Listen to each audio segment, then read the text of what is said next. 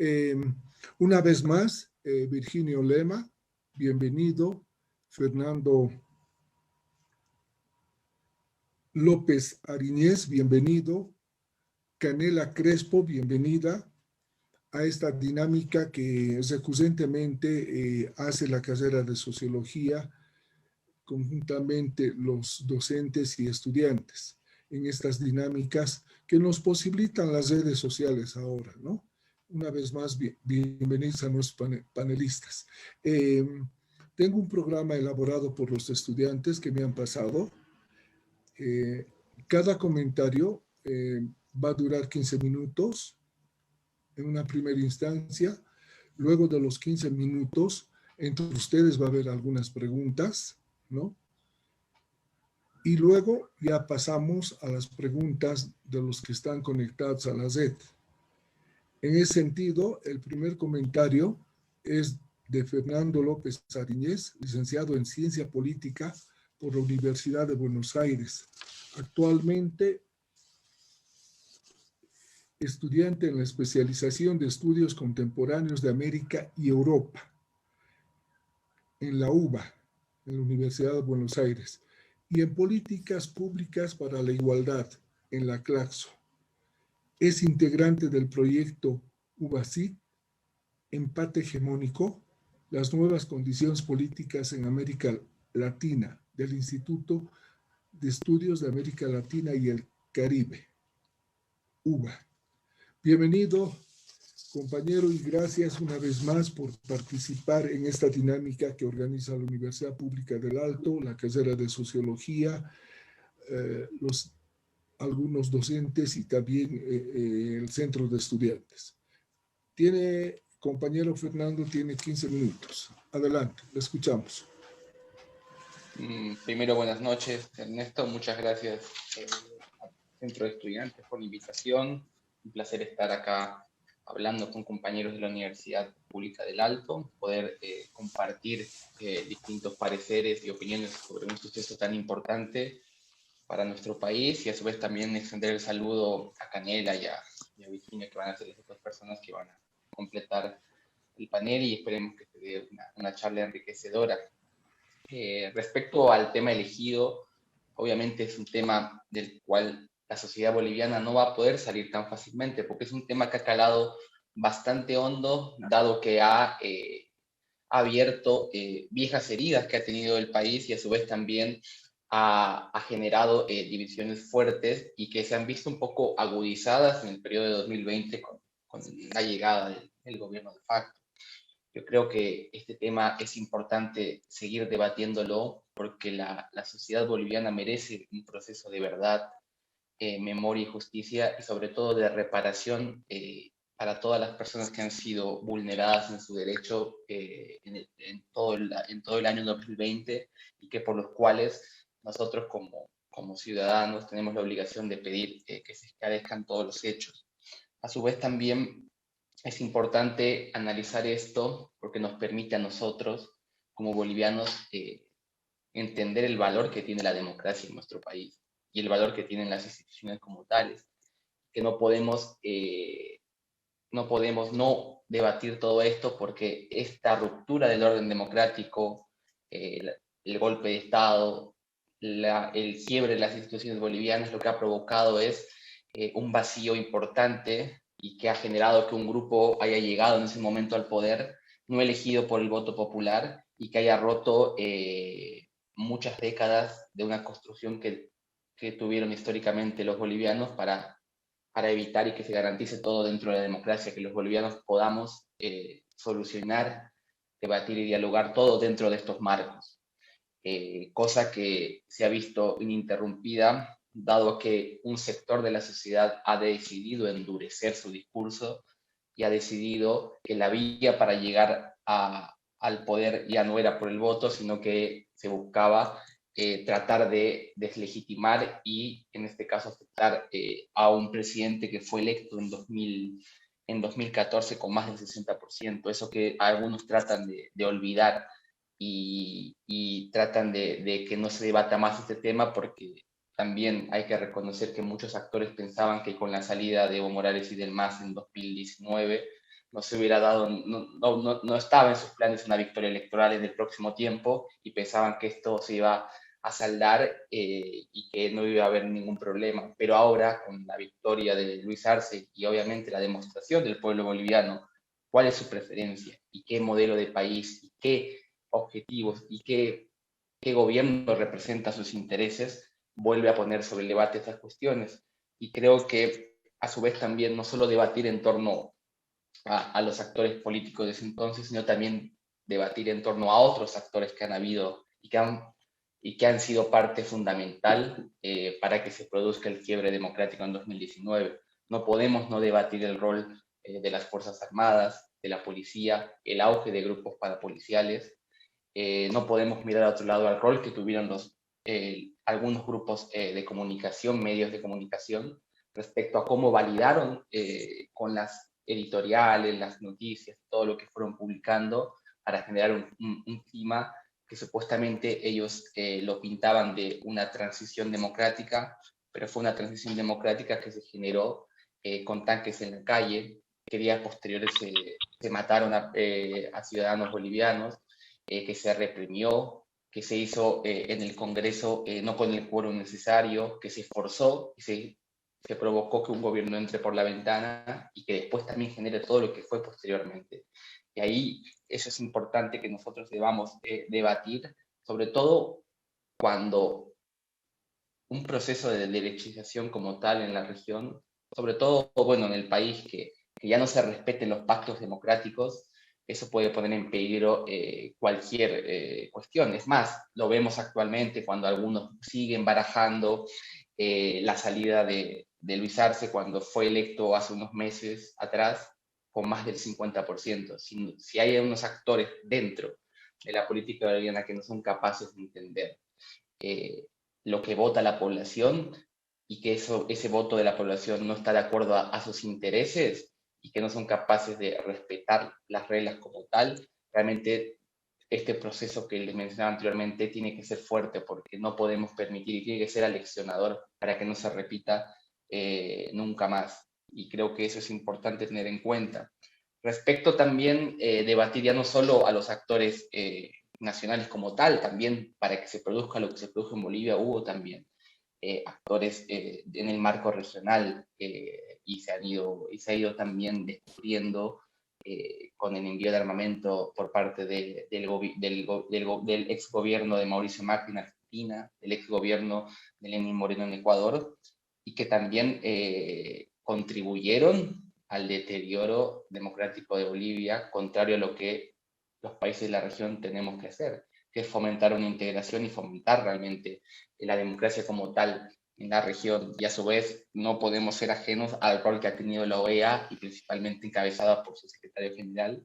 quien durante todo 2019 y principalmente en 2020 y 2021 ha tenido un rol de operador político que lo que ha buscado constantemente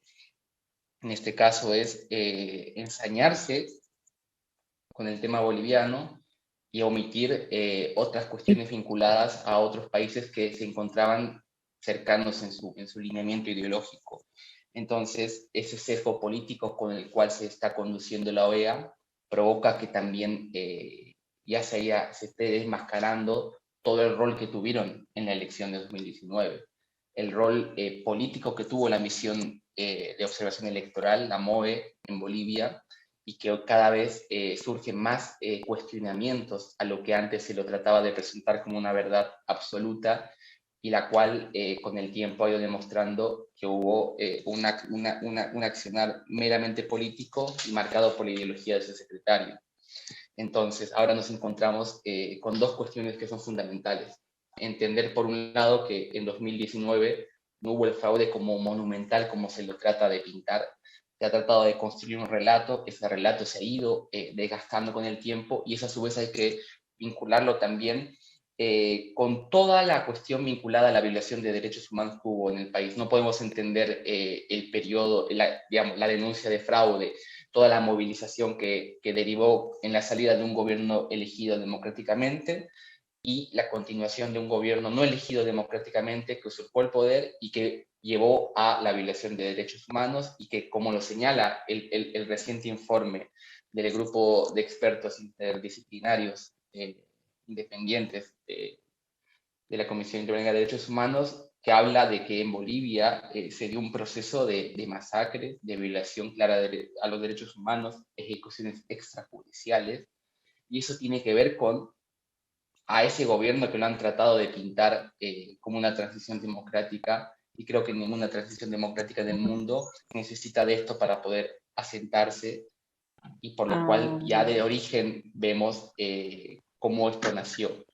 Claro. En ese sentido, también hay que siempre tener en debate, porque esto ya se fue sabiendo durante 2020. Salieron distintos informes de la Clínica Internacional de Derechos Humanos, de la Facultad de Derecho de Harvard, la Red Universitaria por los Derechos Humanos, distintas organizaciones reconocidas mundialmente argentinas vinculadas al tema de derechos humanos. Hubo un cuestionamiento muy grande, y que todo este proceso tuvo como origen las denuncias de fraude anteriormente, porque impusieron a un gobierno que, por más que ahora los distintos actores que fueron parte de todo eso traten de omitir su responsabilidad en ello, claramente vemos que ha habido una coordinación respecto a aquello.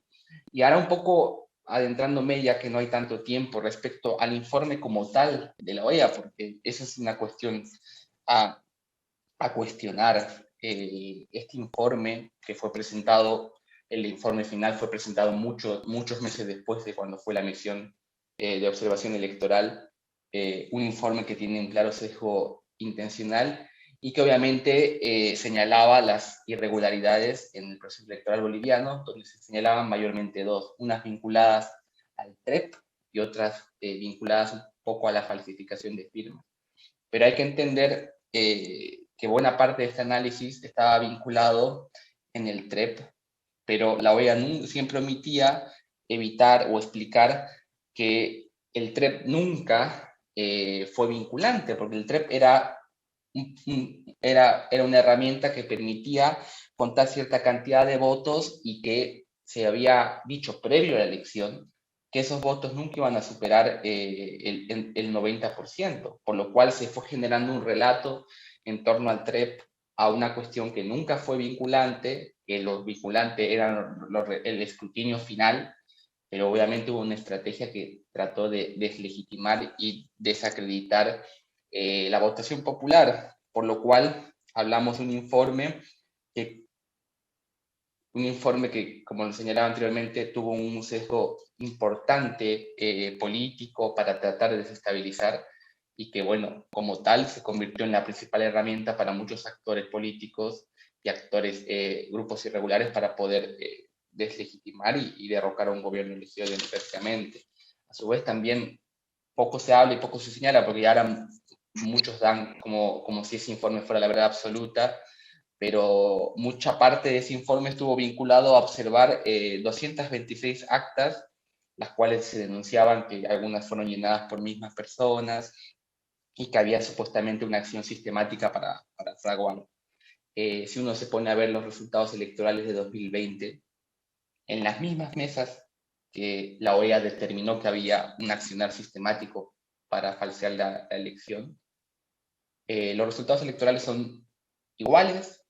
un punto menos o un punto más, o a veces mucho más. Entonces, esa idea de que en esos lugares el MAS trató de usurpar todos los votos para lograr esa victoria es falso, porque obviamente esos pueblos, esas localidades, porque estamos hablando de 86 centros de 47 municipios que históricamente votan al movimiento socialismo, pero la excusa fue tratar de generar que, como no había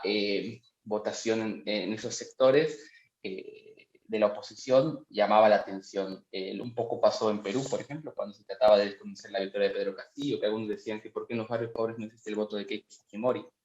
pero nunca se preguntaban de por qué en Miami, cuando votaban en el exterior, no existían votos por Pedro Castillo, y lo mismo también pasaba en Bolivia. Pero obviamente hubo una construcción de un relato que fue impactando para generar la desconfianza en la población, y con eso desacreditar un proceso de elecciones. A su vez, también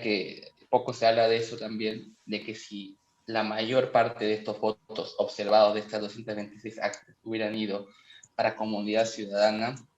Carlos Mesa tampoco hubiera logrado rebajar el 10% de la victoria, digamos. Entonces, Evo Fernando, Morales se hubiera tienes 2 impuesto minutos, por favor. sí, ahora cierro. Se hubiera impuesto en la victoria. Entonces, estamos hablando de que al final el informe que se presenta como la verdad absoluta tiene distintas aristas que tienen que seguir siendo debatidas y que muchos actores no les conviene que no sean debatidas porque saben que se ha incurrido en un accionar político cuando las misiones de observación electoral no tienen ese rol, sino que por el contrario tienen un rol técnico que tiene que fomentar y aconsejar. Es más, la llegada del TREP a Bolivia surge de una anterior solicitud de la OEA para que se avance en un sistema de conteo rápido. Entonces, hay muchas cosas que se omiten y que obviamente tienen un trasfondo político y que han generado en Bolivia desacreditar un proceso electoral, pero posterior llevar a Bolivia a una convulsión social que nos ha costado más de 40 personas fallecidas y por los cuales todavía se está tratando de ahondar en investigaciones. Y creo que el informe reciente del grupo interdisciplinario de expertos nos habla de manera muy clara de todo lo que fue y que obviamente la supuesta transición democrática que se vendió requirió de todo esto para poder asentarse, por lo cual, sumado al resultado electoral de 2020, podemos ver cómo esta mentira histórica tuvo que se va un poco desquebrajando, porque al final la verdad va saliendo y la sociedad boliviana está encaminando a un proceso de reparación y de memoria histórica, y creo que eso es importante porque solo de esa manera nosotros como sociedad vamos a poder dar fin a este debate, y que este debate realmente no sea un pacto de silencio, sino que por el contrario sea un proceso de reparación y de memoria y justicia para todas las personas que han sido afectadas, y que para que esto no se repita y que para que realmente podamos construir una institucionalidad y que se respete los pactos democráticos dentro de la sociedad. Eso sería la intervención para mí. Muchas gracias. Gracias, Fernando. Fernando ha usado exactamente 16 minutos y algo más tal vez. En función de la equidad, también vamos a dar a los